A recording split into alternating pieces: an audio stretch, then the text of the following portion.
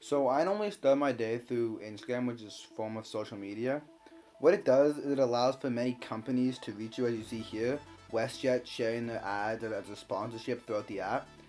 It also allows people to stay informed and up to date, as you see here, through various news accounts that you could be following. With this, it allows people to stay up to date in the world, as people never want to feel left out anymore, or never did, and they always want to feel as though there's a place that they can go that can give them reliable information. It also allows you to stay up to date with the social aspect, as many of your friends and others are also on the same app. And as I went through it today, I noticed many different people on the phone, more than I originally predicted, and it just let me see how big of an impact Instagram and social media has. And then I moved on to these advertisements that were right across from the snack bar at the hockey rink.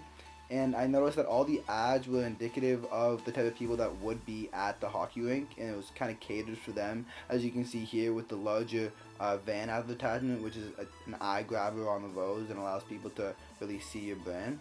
I then moved on to the media within a classroom, and I noticed that it's portrayed in many different ways through collages or other various presentations.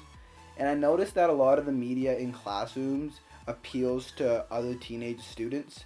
And that makes sense because it was made by teenagers for teenagers, and therefore it has the proper appeals. And that is essentially what companies are trying to do. They're trying to appeal to teenagers without actually having the teenagers' input, which may make it more difficult in the real world, why some companies actually struggle more than others. I then moved to the outer landscape media and noticed this big mural. And I noticed that all the images were indicative of the media in the world around us, and they all supported large things that had happened in the recent years.